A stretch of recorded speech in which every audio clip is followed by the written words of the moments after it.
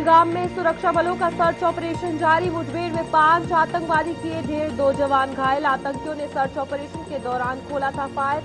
आतंकवाद के खिलाफ सुरक्षा बलों को मिली बड़ी सफलता।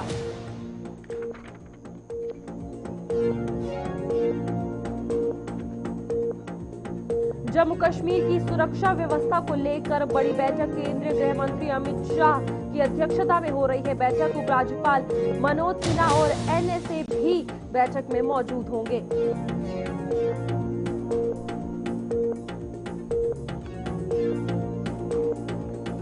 परेशान गांव की ओर अभियान की हुई शुरुआत। टोडा प्रशासन की पहल से लोगों को मिलेगी राहत। आज से 6 दिनों तक हर ब्लॉक में लग रहे हैं शिविर। लोगों की समस्याओं का मौके पर किया जा रहा है हल।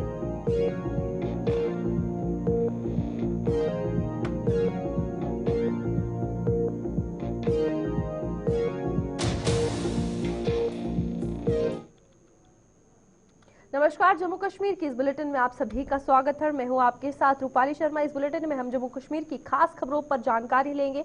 तो बढ़ते हैं कुलगाम जिले की अगर बात की जाए तो आपको बता दें, कदर इलाके में सुरक्षा बलों का सर्च ऑपरेशन बड़े पैमाने पर जारी है। सुरक्षा बलों ने मुठभेड़ में 5 आतंकी मार गिराए हैं, जबकि गोलीबारी में सेना के 2 जवान भी घायल हुए हैं। इस इलाके में आतंकियों की मौजूदगी की एक और सूचना के आधार पर सुरक्षा बलों ने घेराबंदी कर तलाशी अभियान शुरू किया था और अपने आप को घिरता देखकर आतंकवादियों ने सुरक्षा बलों पर गोलीबारी शुरू कर दी थी।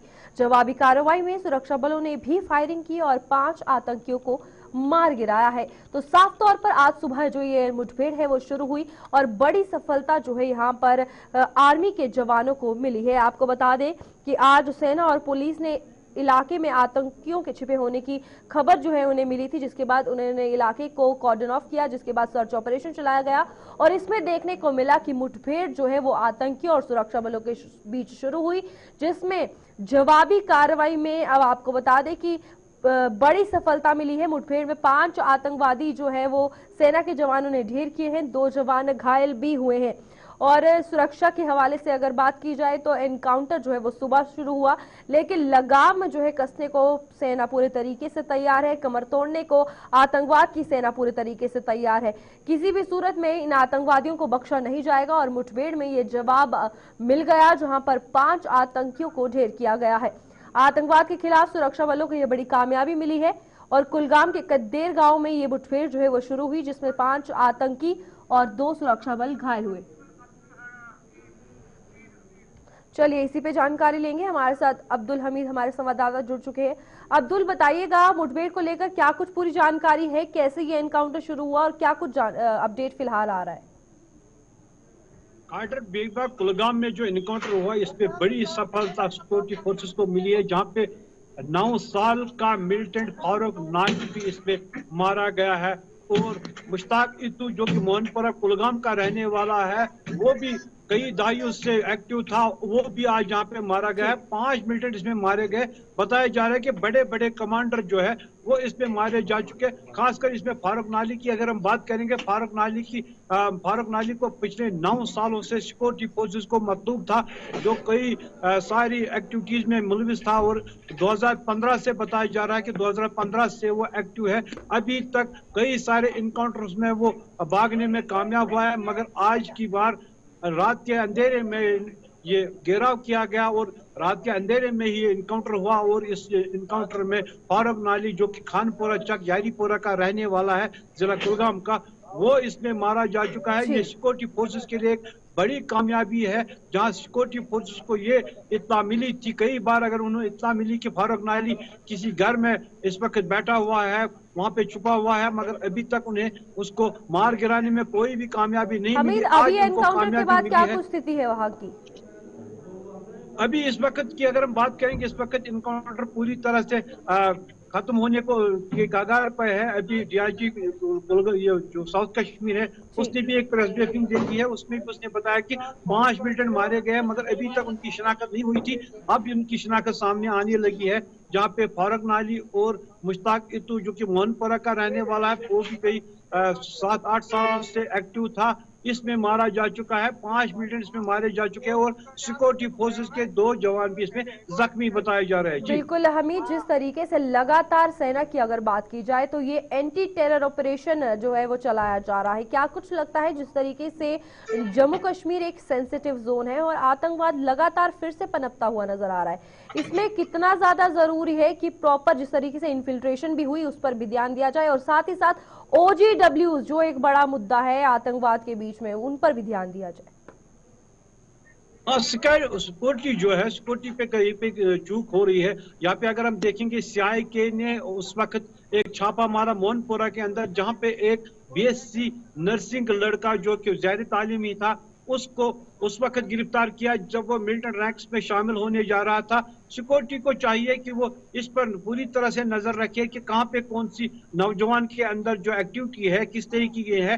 कई सारी जगहों पे ऐसी नजरें जमी हुई है सिक्योरिटी फोर्सेस की, जहाँ पे उनको या तो गिरफ्तार किया जाता है या उनको बुला के काउंसलिंग की जाती है। अभी देखने वाली बात जो होगी कि सिक्योरिटी फोर्सेस जो है पूरी तरह से अपने तरीके से काम कर रहे हैं, मगर कहीं कहीं पे चूक हो रही है, जो कि OGWs भी एक्टिव है या मिलिटेंट रैंक्स में भी कहीं कहीं शामिल अभी भी हो रहे हैं। जी हमीद, वहां पर 5 आतंकी मारे जा चुके हैं, अभी क्या कुछ अंदाजा लगाया जा रहा है क्योंकि सर्च ऑपरेशन जो है अभी भी वहां पर चल रहा है, तो और आतंकियों के छिपे होने की आशंका जताई जा रही है क्योंकि सुबह ही एनकाउंटर शुरू हुआ है? जो इनकाउंटर हुआ है रात के तकरीबन 3 बजे के करीब वहां पे इनकाउंटर शुरू हो गया। सुबह 7 बजे तक गोलियों का तबादला चल रहा था।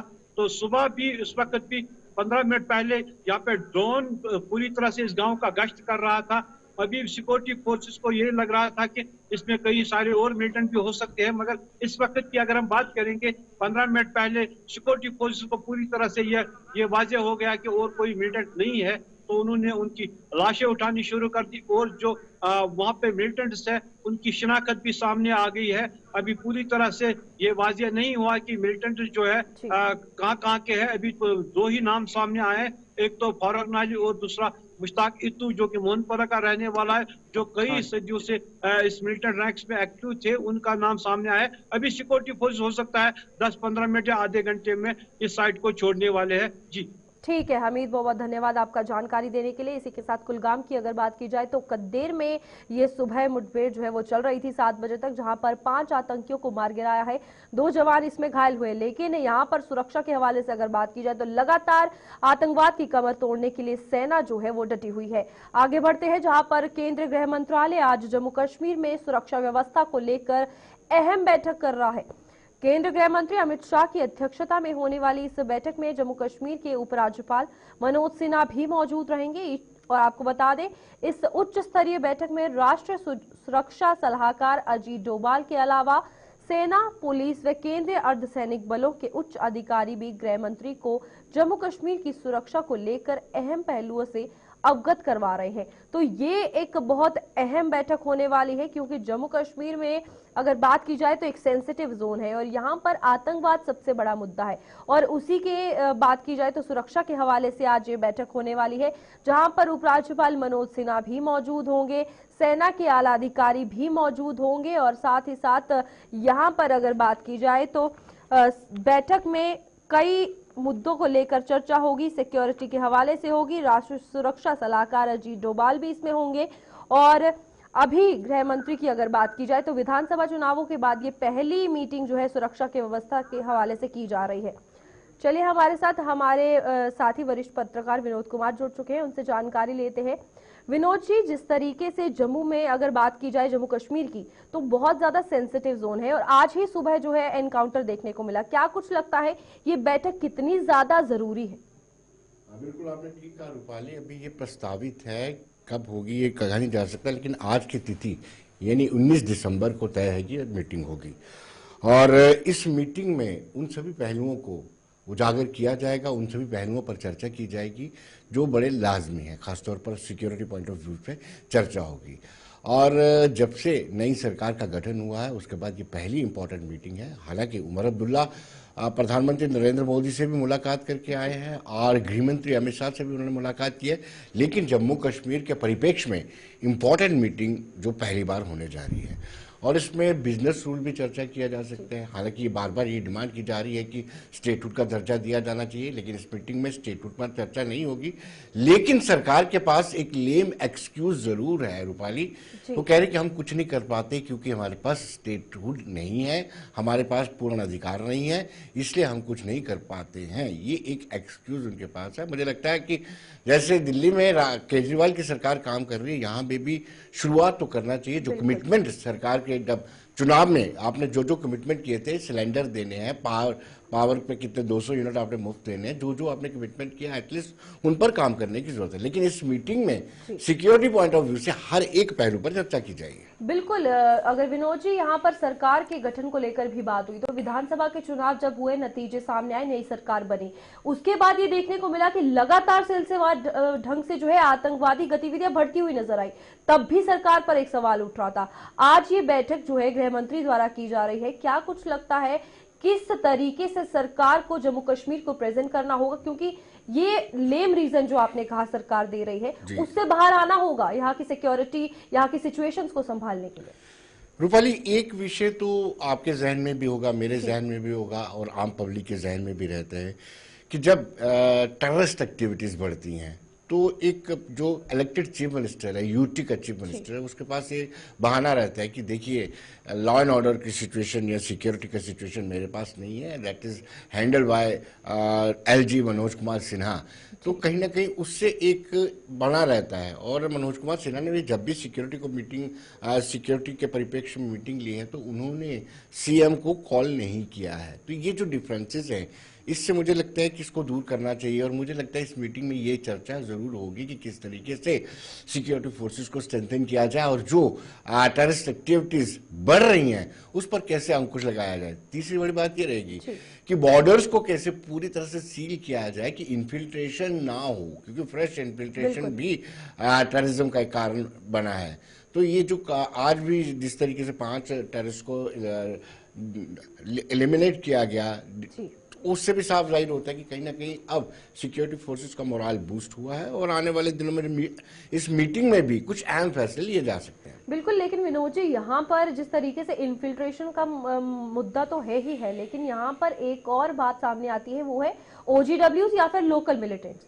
तो वो भी एक बहुत बड़ा सवाल है। ओजीडब्ल्यूज को लेकर बार बार यहाँ पर रेड्स की जा रही हैं और यहाँ पर उनके खिलाफ भी कहीं ना कहीं अभियान चलाया जा। क्या लगता है इस पर भी ध्यान देना कितना ज्यादा जरूरी है?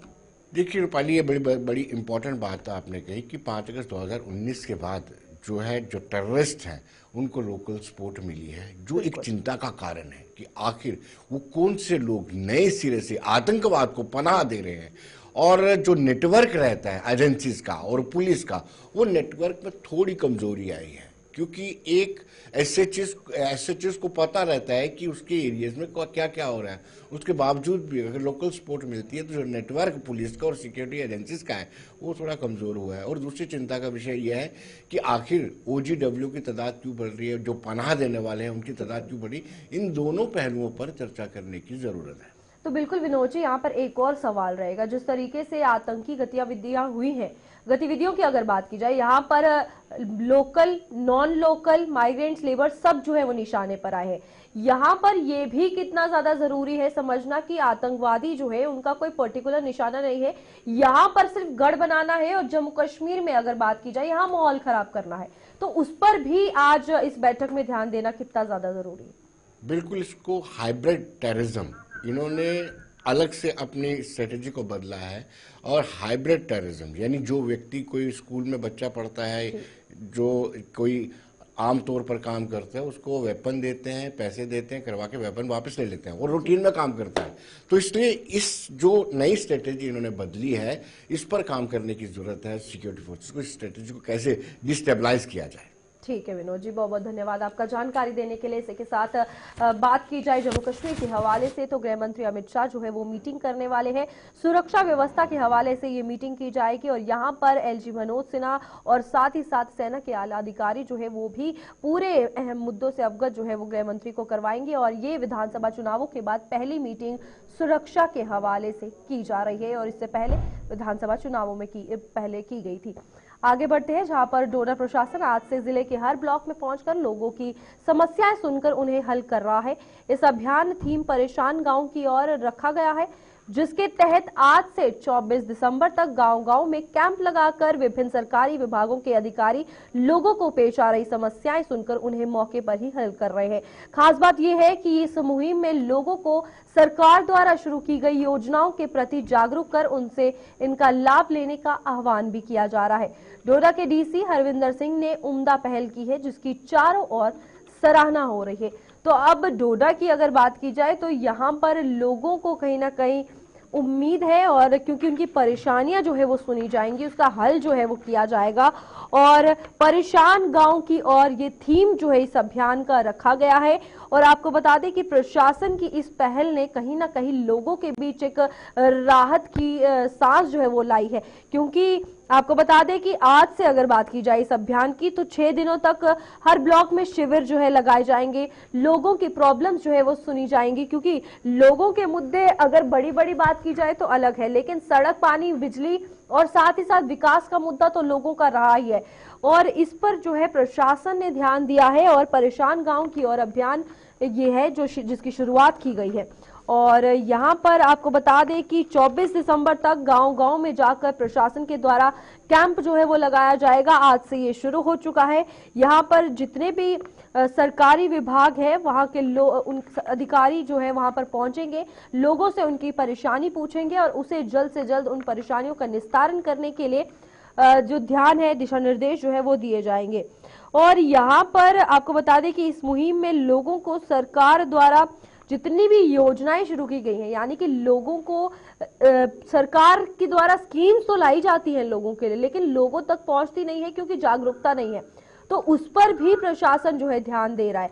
तो आप देख सकते हैं कि किस तरीके से अगर बात की जाए इस थीम की, यानी कि परेशान गांव की ओर, इसमें लोगों का पूरा ध्यान रखकर उन्हें हर एक चीज पर जो है जागरूकता दी जाएगी, उनके परेशानियां भी सुनी जाएंगी। हमारे साथ हमारे संवाददाता विकास जुड़ चुके हैं। विकास मनहास से जानकारी लेते हैं। विकास, डोडा की अगर बात की जाए तो फिलहाल जो ये पहल है, क्या कुछ लगता है लोगों के लिए कितनी बड़ी उम्मीद है, क्योंकि परेशानियां सुनी जाएंगी और स्कीम्स जो कि फायदेमंद लोगों के लिए है लेकिन आम जनता तक पहुंचती नहीं है, उस पर भी ध्यान दिया जाएगा।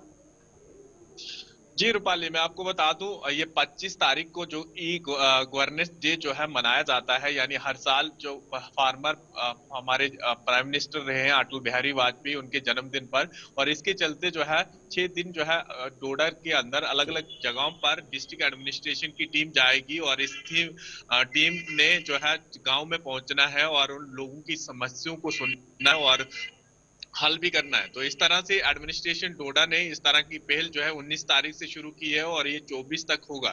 चाहे फिर बिजली की समस्या हो, रोड की कनेक्टिविटी से कोई परेशान हो, या फिर पानी की कोई भी समस्या हो, तो ये तमाम चीजें देखी जाएंगी और साथ में लोगों को समझाया भी जाएगा डिजिटलाइजेशन के बारे में, साथ में जो भी आप ऑनलाइन सर्विस का फायदा उठा सकते हैं। ये तमाम चीजें जो है लोगों तक जो भी स्कीमें गवर्नमेंट की आती है वो पहुंचाने का प्रयास किया जाएगा।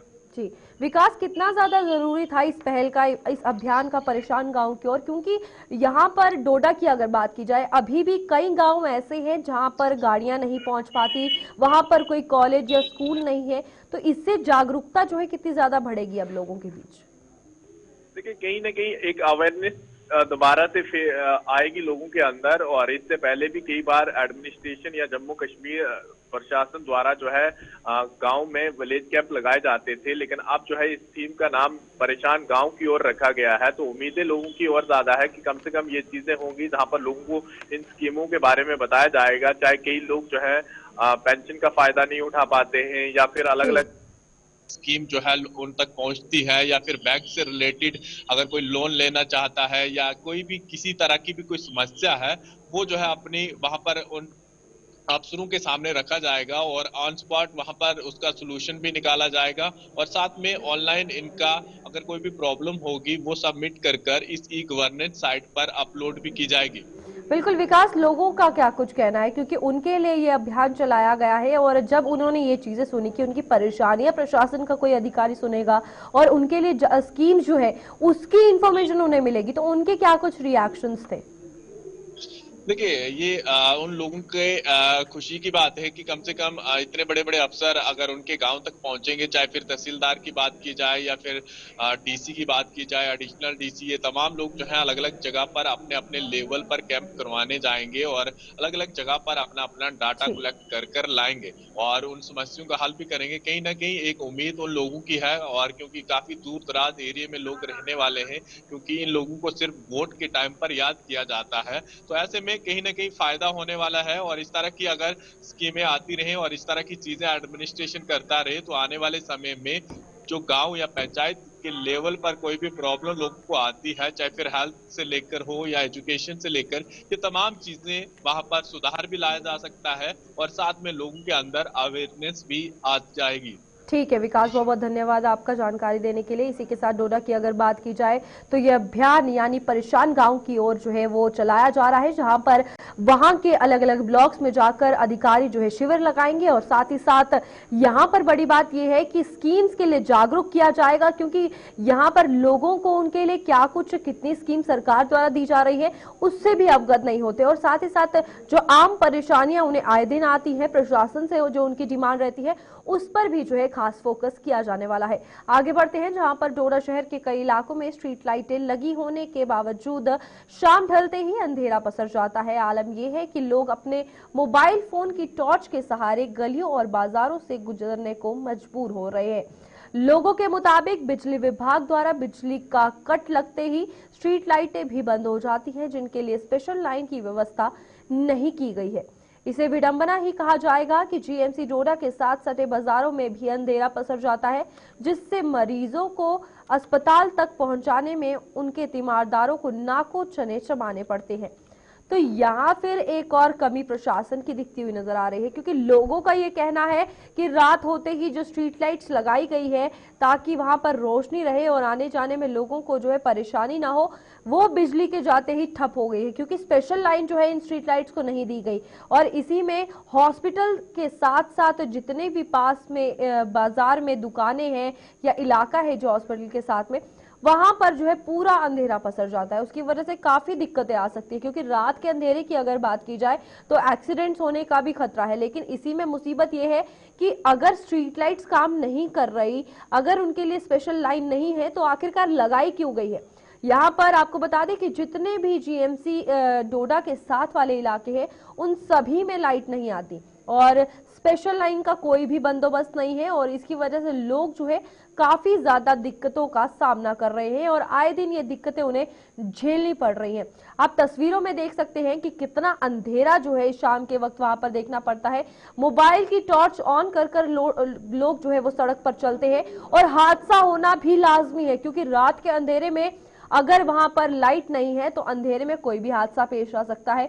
और मोबाइल फोन की टॉर्च के सहारे बाजारों में अगर लोग घूम रहे हैं तो यहां पर ध्यान देने वाली बात है कि आखिरकार क्यों, क्योंकि स्ट्रीट लाइटों की अगर बात की जाए तो ये लोगों की सहूलियत के लिए है, ना कि उन्हें और परेशान करने के लिए। चलिए इसी पर अधिक जानकारी लेंगे, हमारे साथ वसीम गत्तू डोडा से जुड़ चुके हैं।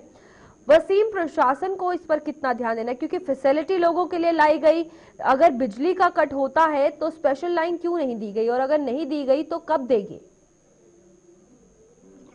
आपको बताना चाहूंगा, जो ये मुद्दा है ये पुराना मुद्दा है। इसको लेके हमने कई सारी बार कंसर्न डिपार्टमेंट से भी बात की, उनने पूरा आश्वासन दिया, मगर जमीनी सतह के हालात अभी तक नहीं सुधरे हैं। ये कल देर रात की तस्वीरें हैं, यानी कि 8 से 9 बजे की तस्वीरें हैं, और हमने खुद कैमरे में कैद की हैं और कुछ लोगों से भी बातचीत की। उनका मानना है कि जो जीएमसी के लिए रास्ता जाता है अलग अलग एरियाज के, जो आप एग्रीकल्चर डिपार्टमेंट्स के बिल्कुल बाहर आप देख रहे हैं कि किस तरह की तस्वीरें देखने को मिल रही है। आज भी लोग 21वीं सदी में भी लोग फोन का इस्तेमाल कर रहे हैं, टॉर्च का इस्तेमाल कर रहे हैं, और ये बड़ा अहम रास्ता है। इस पे अक्सर हम देखते हैं कि हजारों की तादाद में लोग गुजरते हैं और आने जाने वाला रास्ता है, और अलग अलग एरिया से जब लोग आते हैं तो उनको परेशानियों का सामना, एक अच्छा मैसेज जहां से वो लोग नहीं लेके जाते हैं। तो एडमिनिस्ट्रेशन को इस चीज पे नजर देने की काफी ज्यादा जरूरत है। और म्युनिसिपल काउंसिल से आज से कुछ बरस पहले जब हमने बात की थी, उन्होंने पूरा आश्वासन दिया था कि 24/7 इस रास्ते पे जो है लाइट्स लगेंगी। हालांकि मैं ये बताना चाहूंगा, इस रास्ते पे स्ट्रीट लाइट्स लगाई गई हैं, मगर वो कुछ जगहों पे मेंटेन नहीं की गई हैं। और अहम चीज ये है कि जब लाइट आती है उस टाइम इन पे लाइट होती है, और जब लाइट नहीं होती, हालांकि 24/7 जो स्पेशल लाइन होती है वो इस पे होनी चाहिए थी। डोडा शहर के अलग अलग एरियाज में आप जाएंगे, चाहे नेहरू चौक वाला इलाका है, हॉस्पिटल वाला इलाका है, या पुलिस स्टेशन के इर्द गिर्द जो रास्ता है, वहां पे इस तरह की लाइटें लेकिन होनी चाहिए वसीम, थी, जो सवाल भी आज तो की यही डेट में है ना नहीं कि है। आखिरकार लोगों के घरों में अगर लाइट जा रही है वो अलग मसला है। यहाँ पर ये प्रशासन के द्वारा एक सहूलियत, एक फैसिलिटी लोगों के लिए 24 घंटे के लिए है, और वो स्पेशल लाइन ही नहीं दी गई। तो प्रॉब्लम ये है कि सर्दियों के चलते अंधेरा भी जल्दी हो जाता है।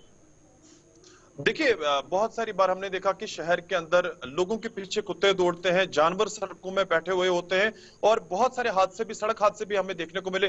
तो बहुत बड़ा अपील लोगों ने की थी, लोग सामने आए थे, चाहे सिविल सोसाइटी के लोग हैं या बाकी सारे लोग हैं, उन्होंने अपील की थी एडमिनिस्ट्रेशन से, कंसर्न डिपार्टमेंट से। और मैं कहना चाहूंगा आपको कि यकीन दहानी जरूर करवाई जाती है मीडिया को, और बोला जाता है कि जल्द से जल्द इस मुद्दे को हल किया जाएगा। तो मुझे उम्मीद है इस खबर के बाद जो है एडमिनिस्ट्रेशन के लोग जहां जहां पे भी इनको लगता है कि लाइट्स लगाने की जरूरत है 24/7, तो वहां पे ये लोगों को फैसिलिटीज दी जाएगी, ताकि आने जाने वाले जो लोग हैं उनको आने वाले टाइम में कोई भी परेशानियों का सामना ना करना पड़े। वसीम, यहाँ पर कितना ज्यादा जरूरी है, क्योंकि कमियां प्रशासन में कहीं ना कहीं एडमिनिस्ट्रेशन की जो फैसिलिटीज है, जो दफ्तर है, उनमें बड़ी ज्यादा देखने को मिल रही है डोडा में।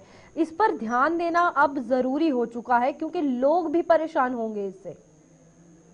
देखिए, जो अब चुने हुए नुमाइंदे हैं, चाहे यहाँ के एमएलए हैं या बाकी सारे लोग हैं, उनको भी सामने आना चाहिए, लोगों की परेशानियों को सुनना चाहिए, एक दरबार लगाना चाहिए, ताकि ये ग्रीवेंसेस जो पब्लिक की हैं वो जल्द से जल्द हल होंगी। हम देख रहे हैं कि कोई भी दरबार नहीं लग रहा है, कोई भी सामने नहीं आ रहा है, और कोई भी मुद्दे पे बात नहीं कर रहा है। सिर्फ मीडिया इस चीज को हाईलाइट कर रही है, लोगों को आवाज को सुन रही है, और हम कोशिश करेंगे आने वाले टाइम में भी ऐसे मुद्दों को लेकर हम सामने आएंगे, ताकि सरकार तक ये बातें पहुंचे। और मैं उन लोगों से भी अपील करूंगा, जो लोग एमएलए यहाँ से चुने हुए हैं, वो भी पब्लिक की बात सुने, इस तरह के जो मुद्दे हैं उनको सामने लाएं, ताकि जो कंसर्न डिपार्टमेंट के लोग हैं वो जाग जाएं और एडमिनिस्ट्रेशन भी जाग जाए। लेकिन वसीम, आपने ये भी कहा कि पहले भी इस चीज के बारे में प्रशासन को अवगत कराया जा चुका है।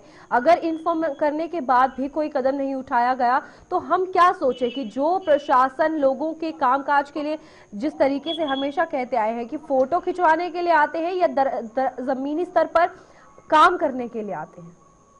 रूपाली, बड़ी अहम चीज है। देखिए, आज इस खबर को हमने दिखाया, मुझे लगता है कल या आज शाम को आप देखेंगे किसी खंबे पे किसी शख्स को, डिपार्टमेंट के शख्स को चढ़ाया जाएगा, उसको बताया जाए कि आप लाइट ठीक कीजिए, हम आपका फोटो लेते हैं, और सोशल मीडिया गर्म काफी ज्यादा होगा। तो ऐसा नहीं होना चाहिए। डिपार्टमेंट के लोगों को थोड़ा सा पूछना चाहिए, पूछताछ उनसे होनी चाहिए कि शहर के अंदर कहां कहां पे जरूरत है, अगर ये नहीं फंक्शन कर रही है तो क्यों नहीं करनी। अगर इस तरह के कदम एडमिनिस्ट्रेशन उठाएगी तो लोग खुश होंगे, और लोग जो उम्मीदें रखे हुए हैं वो उम्मीद लोगों की जल्द से जल्द पूरी हो जाएगी। ठीक है वसीम, बहुत बहुत धन्यवाद आपका जानकारी देने के लिए। इसी के साथ डोडा की अगर बात की जाए तो लोग जो है काफी ज्यादा परेशान हो रहे हैं, लेकिन एक तरफ लोगों की परेशानियों के लिए अभियान भी चलाया जा रहा है, लेकिन छोटी मोटी फैसिलिटीज जो लोगों को दी जाती है उस पर भी ध्यान कहीं ना कहीं नहीं दिया जा रहा। अब देखना यह है कि क्या डोडा में ये स्ट्रीट लाइटें जो है उन पर काम किया जाएगा या नहीं।